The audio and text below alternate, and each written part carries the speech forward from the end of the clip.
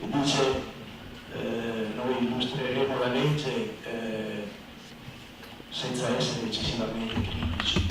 In realtà il mio intervento, se avrà qualche passaggio un po' critico, sarà soltanto perché grazie alla critica costruttiva le cose possono essere migliorate. E qui abbiamo anche l'autorevole Presidente della Commissione Urbanistica Regionale, quindi spero che questi eventuali spunti, che non devono essere interpretati come una mera critica, ma soltanto qualcosa di costruttivo, possano avere qualche applicazione. Io credo che non ci fosse momento più propizio di questo per introdurre una legge siffatta. Perché? Perché dal dopoguerra ad oggi per la prima volta i valori immobiliari si sono depressi. È un lustro, forse anche qualcosa di più, che vediamo i valori degli immobili, quindi anche dei suoli, che vanno scendendo sensibilmente, scendendo. E questo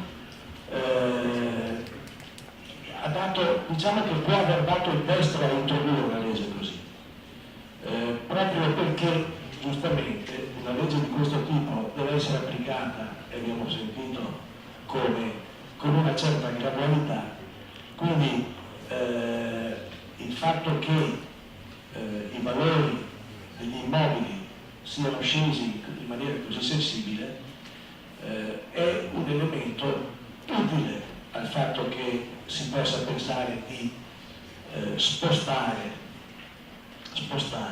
l'attenzione del cittadino medio, che in Italia sappiamo ha sempre avuto una grandissima attenzione all'investimento immobiliare. Prima di proseguire nel mio dire, volevo fare così un piccolo commento generale sull'utilità dell'introduzione di questa norma, perché alla fine è giusto dare un'occhiata all'elemento sostanziale che ha determinato un intervento così, e cioè la densità demografica. Il paese che ho messo per primo in questa lista è il Giappone, che sappiamo da moltissimi anni ha introdotto il fermo del consumo del suolo. Il Giappone ha una densità di 343 abitanti su chilometro quadrato. Poi ho messo insieme un po' di altri paesi, giusto per poter fare dei confronti adeguati. Il Regno Unito ha una densità che è esattamente uguale a quella del Veneto, 266 abitanti su chilometro quadrato. La Germania un po' meno, l'Italia tutta ha decisamente una densità inferiore. Nell'ambito del nostro paese ho inserito anche la regione Lombardia, che ha invece una densità elevatissima, quindi per arrivare a quella media lì ci sono sicuramente delle regioni che hanno delle densità molto inferiori. Diciamo che ci sta tutto, perché 266 abitanti su chilometro quadrato è una densità giustamente che è corretto mantenere tale, e quindi anche se appunto l'applicazione graduale della legge certamente non modificherà questi dati, ma questi dati giustificano. Stiamo introducendo un argomento che certamente non è esattamente pertinente a quello che dobbiamo dirci oggi, però è un ragionamento di carattere generale che ci dà un'importante giustificazione. Adesso io, che ho sentito parlare gli autorevoli legali prima di me, volevo provare ad analizzare un po' più compiutamente, scusatemi, ma con un occhio da tecnico, come mi pare la maggior parte qui dentro siamo, delle definizioni dell'articolo 2, di cui ha compiutamente parlato l'avvocato Sartorato prima. Perché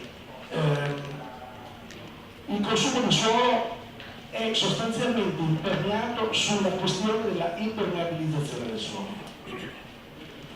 Quindi l'impermeabilizzazione del suolo è il cambiamento della natura della copertura del suolo che ne elimina la permeabilità, impedendo alle acque meteoriche di raggiungere naturalmente la falda acquifera.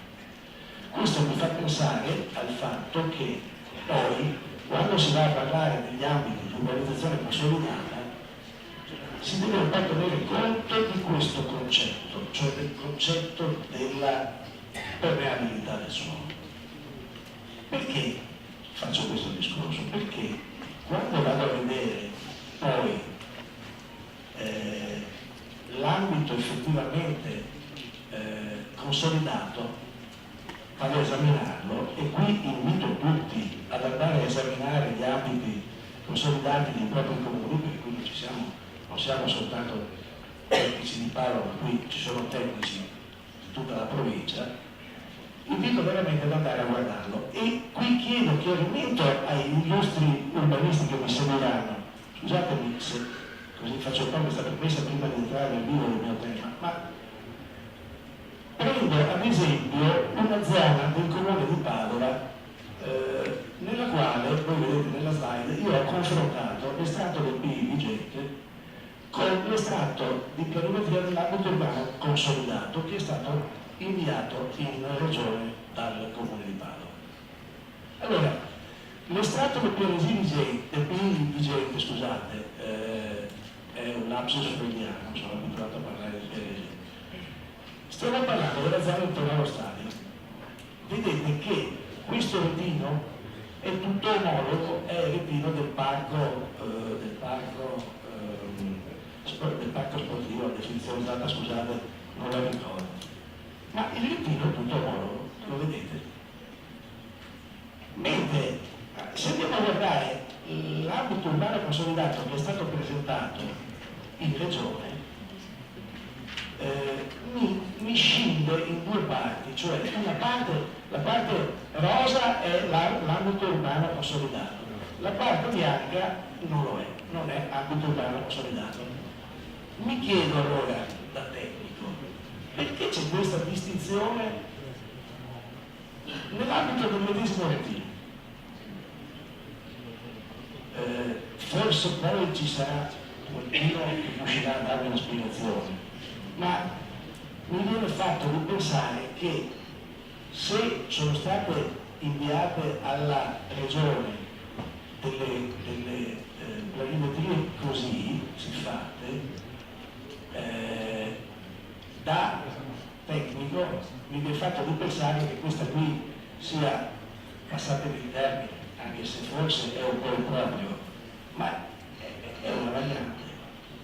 Cioè, il comune di Padova ha comunicato alla regione un ambito urbano consolidato all'interno del quale, nell'ambito di un retino, noi siamo abituati alla zonizzazione, no? Ai retini. Il nostro occhio è abituato a vedere i retini.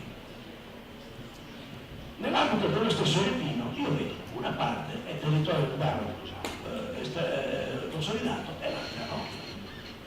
Ma allora, se questa, forse qualcuno riuscirà a darmi una spiegazione poi, ma se questa è una variante, mi pare che non sconti tutte le regole di una variante, perché sapeva bene che una variante ha tutto un solo iter, ma soprattutto è sancita da un atto formale del Consiglio Comunale, mentre questo è un documento che ha predisposto la Giunta, è un documento che dovrebbe essere ricognitivo, non decisivo.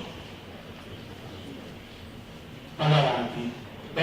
Questa è la pagina del sito di Comune di Padova, ma in genere tutti i comuni sotto amministrazione trasparente, quelli che hanno fatto la delibera, avranno indicato e indicheranno in loro siti l'ambito urbano consolidato. Quindi invito tutti ad andarsene a guardare, perché potrebbero esserci, si potrebbero trovare delle sorprese. Noi che andiamo subito a spulciarci, ma vediamo l'area di Giuseppe com'è stata passata, perché il fatto che l'amministrazione non faccia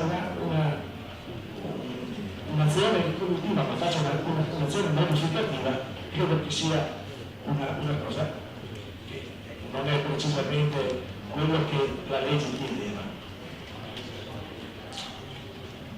Parliamo adesso specificatamente della riqualificazione edilizia ambientale, che è il tema specificatamente dell'articolo 5. Allora, l'articolo 5 al comma 1 parla di demolizione integrale di opere incongrue, parla di recupero e riqualificazione del patrimonio edilizio esistente, e poi al comma 2 indica come il BIM possa prevedere misure di agevolazione che possono comprendere i crediti edilizi o il consiglio del contributo di costruzione, eccetera. Poi il comma 3 parla di vincoli di non edificazione. Allora, di che cosa stiamo parlando? Questo è un esempio che così ho ritenuto opportuno portare alla nostra attenzione, perché questo è un edificio in queste condizioni da decine d'anni, qui in città, Padova. Ma come questo potremmo stare qualche altro, questo è l'altro. Edifici che sono in fregio a strade che una volta erano delle carrarecce dove passavano i carri e i cavalli, e adesso sono diventati delle statali dove transitano i tiri. Quindi qualcuno che esce da una casa come questa potrebbe trovarsi un tir che gli passa davanti. Questi edifici non hanno più ragione di essere, e quindi sono questi, io ho portato qualche esempio, non sto per farmi capire meglio, sono questi gli edifici che sarebbe auspicabile venissero rimossi dal territorio. È il primo elemento indicato dall'articolo 5, la demolizione integrale di opere incongrue. Come favordirla questa cosa? Perché vedete, come dicevo prima, l'italiano che è il primo investitore europeo, in immobili, quantomeno negli immobili della propria abitazione, ha un po' questo mal del mattone, come tutti quanti lo conosciamo, no? Mal della pera. E tirare via un edificio comunque, porca miseria, è sempre una cosa che tirare via un edificio è sempre un edificio, che per quanto sia lì non lo usa più nessuno da 1000 anni, ci paghi sopra l'IMU, però è sempre un edificio. Bisogna che questa cosa sia incentivata al meglio. La legge indica delle modalità per incentivare, e addirittura introduce all'articolo 10, scusate che non tiro fuori un attimo, perché è istituito un fondo regionale. Al punto ci dice il finanziamento delle spese per la demolizione delle opere incongrue di cui all'articolo 5, comma 1 lettera A, per le quali il Comune, a seguito di proposta dei proprietari, abbia accertato l'interesse pubblico e prioritario alla demolizione. Quindi questo è un corretto incentivo. Assolutamente dobbiamo dare atto che la legge introduce per la prima volta la possibilità di dire o Comune, io la casa lì la tiro via, ma aiutami. Ma c'è un altro elemento molto importante al quale si è sempre data una scarsa importanza, e invece se ne è già parlato questa sera dei crediti edilizi. I crediti edilizi sono effettivamente un oggetto che è nato ancora appunto con la legge 11 del 2004, ma non hanno mai avuto un'applicazione, perché dietro il credito edilizio non si è mai detto come lo facciamo a pagare questo credito edilizio. Lo determiniamo, lo abbiamo, ma dove lo mettiamo? Dove andiamo a costruire con il credito edilizio? Quello che si diceva prima, e cioè che ci sono, abbiamo forse perso qualche, in questa legge è stata persa l'occasione di coordinarsi con con la legislazione nazionale è effettivamente una realtà. Io a proposito collego questa cosa col credito edilizio, perché il credito edilizio, anche se effettivamente adesso si parla di capacità edificatoria, ma la capacità edificatoria, bene o male, bisogna esprimerla in qualche modo. Secondo me l'indicazione di capacità edificatoria è stata data per non perdersi nella distinzione tra metro cubo o metro quadrato, laddove si parla di costruzioni misurate a metro quadrato. Ma si tratta sempre di numeri. Ora, sappiamo bene che ogni comune ha il modo di misurare il volume a modo suo. Parliamo di volume, dobbiamo parlare di superficie europea. Il regolamento edilizio unico nazionale, voi sapete che sta facendo il suo iter e si auspica che a breve entri in vigore, ma ha indicato, qui ho riportato l'allegato A, che indica, e ho evidenziato 3 elementi: indica la superficie totale, somma delle superfici di tutti i piani fuori terra, seminterrati e interrati, compresi nel profilo perimetrale esterno dell'edificio. Ho indicato l'altezza lorda, differenza fra la quota del pavimento di ciascun piano e la quota del pavimento del piano sovrastante. Per l'ultimo piano dell'edificio si misura l'altezza del pavimento fino all'interdosso del soffitto della copertura, e qui si rimane un po' vaghi, perché se la copertura è inclinata uno deduce, si parla di media, ma se fosse stato scritto forse era meglio. E poi si parla di volume totale, volumetria complessiva, volume della costruzione costituito dalla somma della superficie totale di ciascun piano per la relativa altezza lorda. Si parla di volume, non di volume urbanistico. Quando questa norma entrerà in vigore e diventerà universale, i comuni avranno ancora purtroppo la facoltà di decidere: il mio volume è questo, misurato in quel modo lì, ma questo, e l'altro comune dirà: il mio volume è questo, misurato in quel modo lì, ma questo. Quindi non abbiamo raggiunto quella uniformità alla quale tenevamo tutti, perché siamo d'accordo che sarebbe opportuno avere un'indicazione univoca. E mi ricollego alla questione dei crediti edilizi, perché giustamente se parliamo di credito edilizio come di entità liberamente commerciabile, tra l'altro la legge dice che è un'entità liberamente commerciabile e poi vediamo come potrebbe essere utilizzata.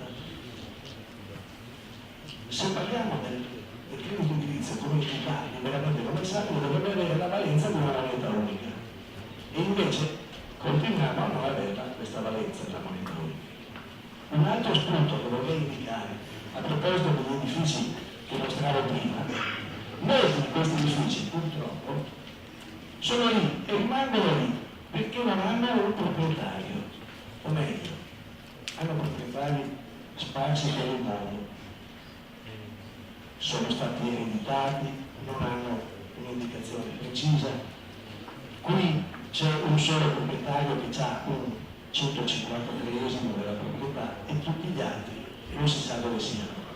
Questo è un altro elemento, uno spunto, un'indicazione per cui sarebbe opportuno che per determinate situazioni, e qui è giusto che vengano ben identificate, ma gli autorevoli legislatori potranno farlo con attenzione e contezza, che venisse individuata una modalità di poter usufruire più facilmente questi immobili o di poterli acquisire al patrimonio comunale con maggiore facilità.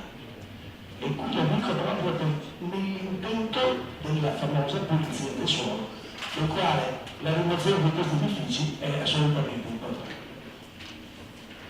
Il registro dei crediti edilizi, che è stato introdotto, lo chiamava ROCED, registro elettronico dei crediti edilizi, la legge 11, è stato introdotto e è stato praticamente obbligato a essere adottato da tutti i comuni. Il comune di Padova, qui stiamo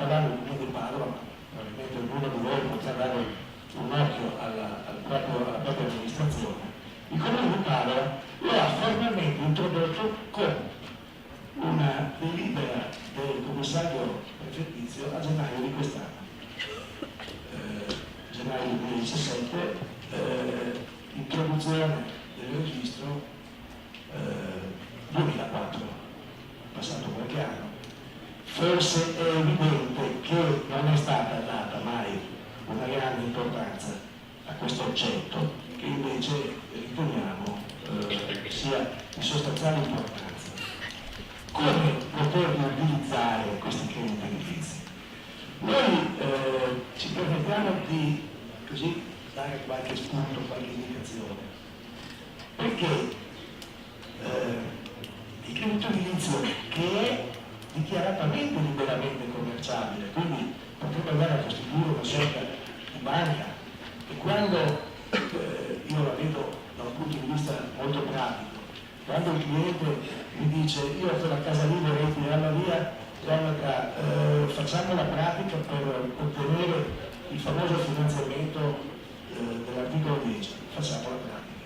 Lì bisognerà determinare il volume edilizio, volume urbanistico, ovviamente con le modalità di misura indicate dal regolamento edilizio tipo e con le modalità di misura del metro cubo urbanistico che vigono in quel comune, perché ogni comune ha il suo sistema.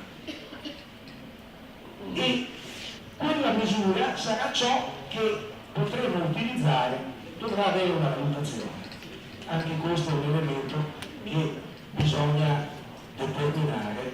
Ovviamente la valutazione può essere benissimo determinata dal mercato, ovviamente in questo momento è particolarmente depresso, quindi, ma alla fine questo credito edilizio è qualcosa di fungibile, è denaro. Come possiamo favorire l'utilizzo se non calandolo da qualche altra parte, che ovviamente sarà il pianificatore urbanistico che potrà dirci dove poter calare, ma trattandosi di denaro, io mi permetterei di dire benissimo, possiamo utilizzarlo per ottenere un credito economico da parte del comune. Come? Potremmo avere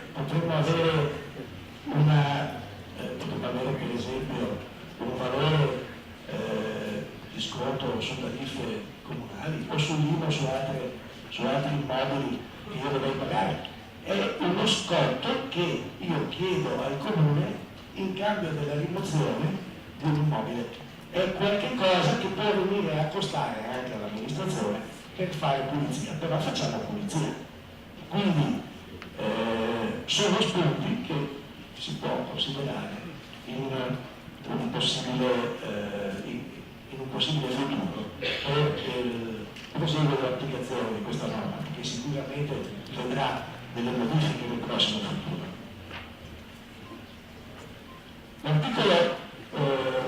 L'articolo 5 poi, quando parla di recupero dell'esistente, ricarica, e qui qualcuno forse potrà dare lo scandalo per quello che dico, però oggettivamente ricarica il piano casa, non nella sua totalità per carità, però è vero che il piano casa interviene a gamba tesa su tutti gli strumenti urbanistici, per carità, è verissimo. Ci sono problemi di distanze, ci sono problemi di modalità costruttive, per carità, mi rendo conto, però io mi permetto di dire una cosa. Se è vero, come mi sembra vero, è sotto gli occhi di tutti che il piano casa con qualche aggiustamento, per carità, non è una legge che va a sottrarre suolo nuovo, ripeto, con qualche aggiustamento, perché qualche modifica andrebbe fatta, però è una legge che interviene sull'edilizio esistente e quindi se parliamo di recuperare l'esistente, il piano casa nasce con questa finalità, ripeto, con tutte le strutture che ha, ma ripeto, potrebbe essere aggiustato e lancio un'ulteriore provocazione. Il piano casa, come sappiamo tutti, scade nel 2018. Io auspicherei che se la Regione non dovesse reiterarlo, i pianificatori tengano conto nella stesura dei prossimi piani, delle prossime varianti, degli strumenti urbanistici dei PI, tengano conto di questa norma che è stata adoperata e di introdurla in maniera strutturale nell'ambito delle future varianti. Capisco che sto dicendo delle cose un po' forti, però ritengo che sia opportuno. Il registro dei crediti edilizi di Padova, vedete, c'è scritto lì, registro attualmente privo di contenuti. L'articolo 6, che era un altro dei temi che erano stati assegnati, parla degli ambiti urbani degradati individuati con apposite schede dello strumento urbanistico. A mio avviso è normale, dovrebbe essere una cosa di default, non dobbiamo, o meglio, un pianificatore urbanistico non dovrebbe farselo insegnare da questa norma, che gli ambiti urbani degradati debbano essere individuati con apposite schede. Ritengo corretto che l'ambito urbano degradato venga individuato con apposite schede, ma l'urbanista avveduto credo che lo abbia fatto già e lo faccia già da molto tempo. La legge poi, l'articolo 6, dice che si attua mediante piano urbanistico attuativo, e va bene, mediante i compatti di cui l'articolo 21 della legge 11 e mediante i permessi di costruire convenzionali. Due parole, ma poi ci sarà chi approfondirà molto più di me su questo tema, sulla rigenerazione urbana sostenibile, il cui comma 1 dice l'individuazione nel patto degli ambiti della rigenerazione urbana sostenibile e la scheda del PI con perimetrazione degli ambiti. Benissimo, anche questi due temi ritengo siano di default, cioè il pianificatore avveduto sta roba qui l'ha già fatta senza bisogno che glielo dica la legge. Il comma 2 dice che è giusta una promozione della qualità edilizia, basso impatto energetico, pluralità di funzioni e qualità architettonica. Scusate, tornando a prima, il piano casa con la demolizione totale dell'edificio ci dà un notevole incremento volumetrico, ma è proprio questo che chiede, la promozione della qualità edilizia, il basso impatto energetico e la qualità architettonica. Quindi scusate, se continuo a spezzare lance, ormai ne ho fatto un mucchietto qui a favore della legge sul piano casa. Una parola sull'articolo 7 che parla appunto della rigenerazione urbana sostenibile, comma 3, il quale indica come andrebbe applicata questa rigenerazione urbana sostenibile. Le indicazioni alternative che dà sono l'invarianza idraulica, benissimo, l'eventuale necessaria deroga dello strumento urbanistico, l'uso dei crediti edilizi.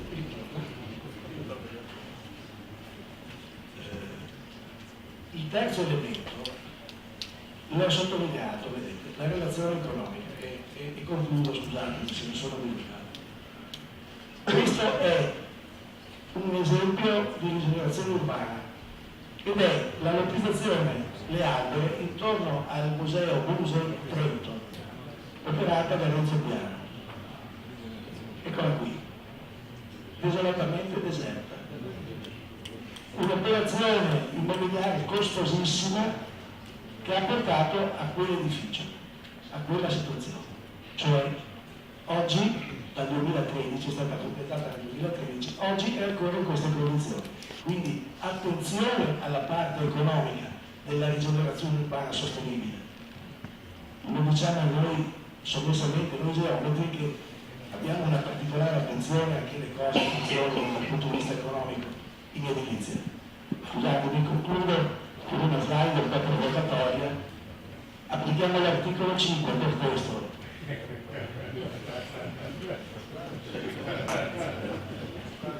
Grazie.